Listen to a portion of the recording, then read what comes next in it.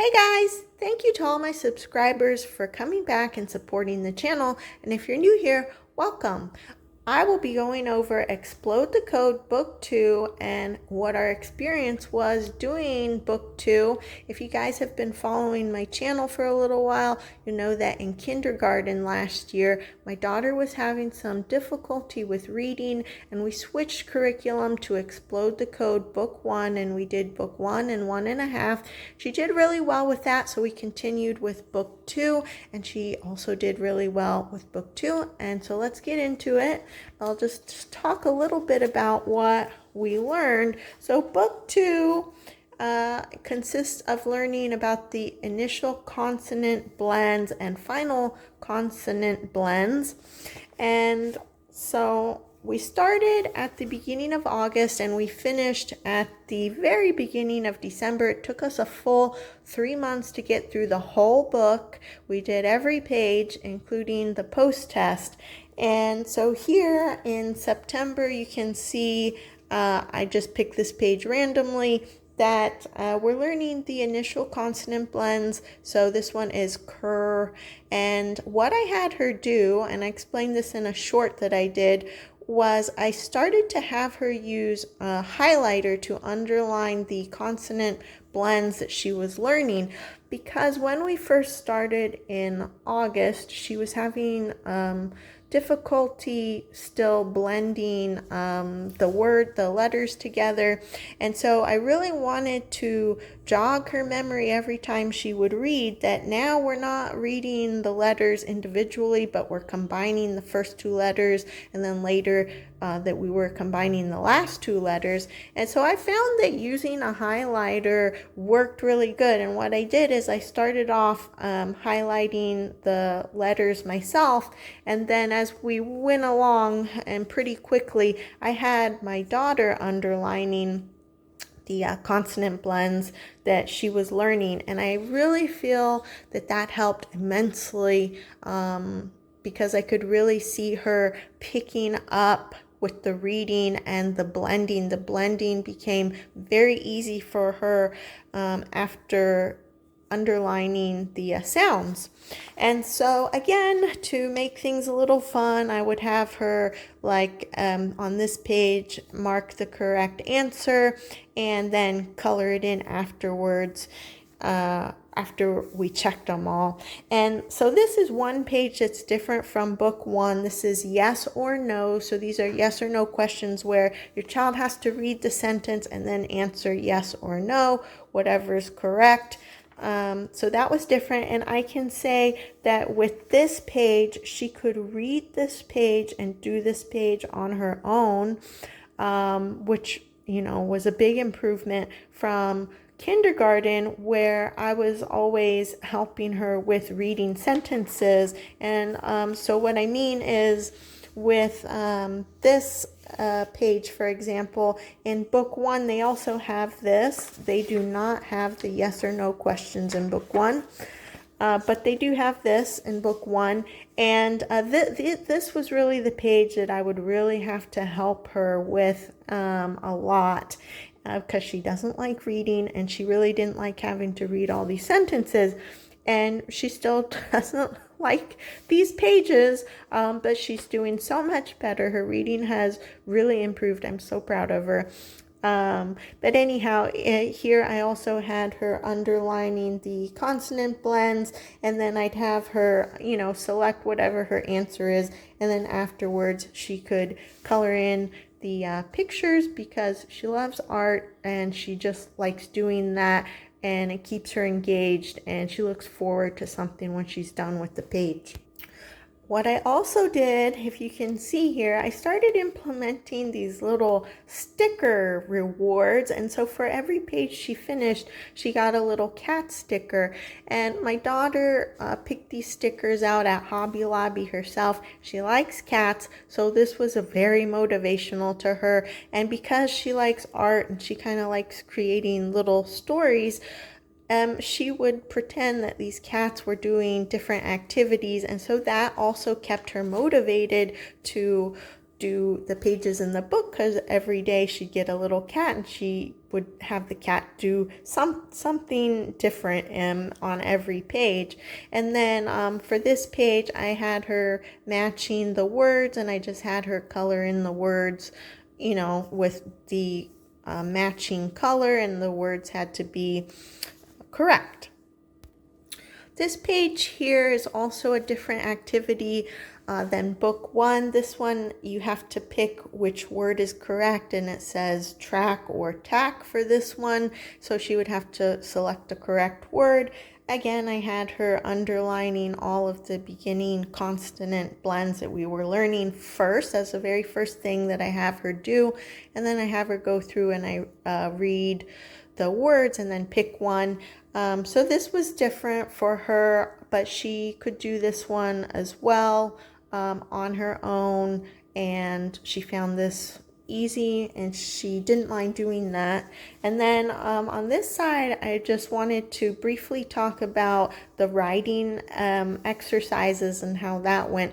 Writing was fine, it went well. She enjoys writing, but she's still having trouble with B, P, D, and G letters. So she's still, I think the word is transposing B and D, so she writes them backwards. So like for fed, sometimes she would write feb instead of fed. So that still is something that we're working on. The P she's doing a lot better with, and I'm trying to get her to write a small lowercase p instead of writing like a capital P. So that is something we're still working on, writing small lowercase letters and writing them so that they're a good size on the page. And so here I just wanted to show like an example of her handwriting, what her handwriting looks like, the progress of her handwriting. I feel like her handwriting has gotten a lot better, more clear. She's staying on the line more, still working with some letters like the letter K with her and the letter G. And then here, this is in November, so towards the end, I just wanted you to see the difference in writing. It's a little bit light, so I'm not sure if you can see it that good, but she is writing the P correctly. She's remembering to make a lowercase p. Her S is a little funny here. Sometimes she writes like that, but usually she writes her S pretty good. Here's another example of P that she's written well. And yeah, her handwriting's looking good. And so the last thing I wanted to share was the post test. So the post test is only 3 pages. I believe it was also 3 pages on book 1. And so the first part of the post test, you as the teacher are supposed to read out a word, and then the kids circle the word that they hear you say. And so what I did was I just wrote a list of words. I looked at these words and I wrote down the ones that I wanted her to circle. And so I would read off of my list so that she couldn't see my list. And she would listen to what I said, and then she would circle whatever one it was. And then I'd come back and I would double check and see if they were right. And she did really good on that. And sometimes, like last year, she would have trouble if I would say a word like help, for example, and I had her write the word help. She would spell it H-I-L-P, so she had trouble a little bit with the I and the eh sound, but she did excellent on this one. And then for the writing practice, what I did is I went through the whole book and I just chose 5 words. I did think about which words I wanted to choose. I thought about words with the letter G because sometimes she has trouble with the letter G. I picked a word with the letter I and the letter E because, like I said, sometimes she has trouble with those sounds. And then I wanted to pick like an easy word for her, and then something a little bit tricky with ending that we learned towards the end of the book. So these are the words that I read out to her, and then she would have to spell it. And what I told her was that I would read the word out 3 times, and then she would have to write it. And I wouldn't read it out more than 3 times. I would just say the word flag. Number 1 is flag, and then she would try to write it, and then I'd wait a little bit and I'd say the word is flag, flag. And then, yeah, so I'd do that 3 times, and then she would write the words out, and she did really good. So the first word was flag. She did invert the F, so the F is backwards, which was surprising to me because she's never done that. So I don't know if that was just, because she was just taking a test or what, but I did circle it. I said, you did spell it right, but this one is backwards.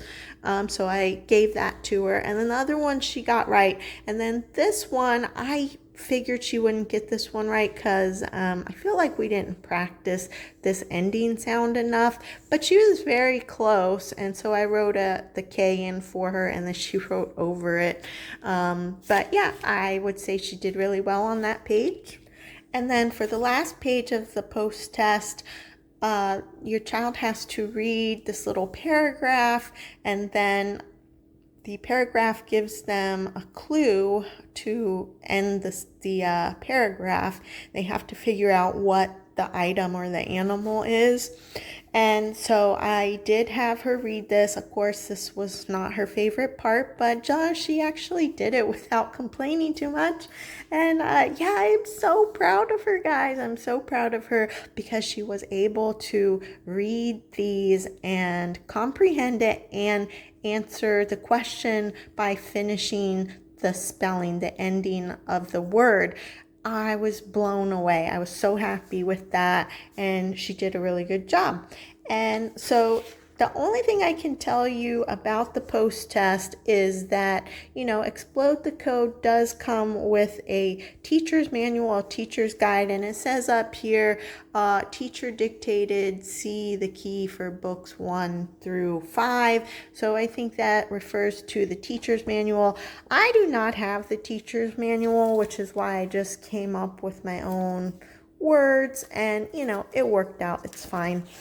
But yeah, so by the end of book 2, your kid really should be reading these paragraphs. I think the comprehension might be a little bit difficult for some kids. I could see it being difficult. Even for my daughter, I think it was like number 3 that was a little bit difficult. She had to read this one twice, but she got it. And yeah, that's all I can say for book 2. And I will say this was really successful. My daughter's confidence has grown. She's reading better. I feel like her fluency is good. She still gets stuck. She still has to sound words out, but she's having a much easier time sounding words out, and the consonant blends, she's doing amazing. I was blown away how good she did with the consonant blends, considering she really was having a lot of trouble in kindergarten, even by the end of kindergarten, still having trouble blending words. So moving on, we are going to go to Explode the Code 3, and we've actually already started. We just started today. And this book goes over long vowel sounds. And I will just talk briefly about this because we've only done a couple of pages.